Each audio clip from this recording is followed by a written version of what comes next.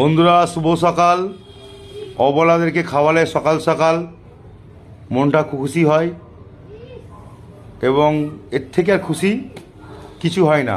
পৃথিবীতে কোটি টাকার থেকেও বেশি খুশি, মনটা খুব আনন্দ হয়। শুভ সকাল বন্ধুরা, লাইক কমেন্ট শেয়ার করবেন প্লিজ প্লিজ।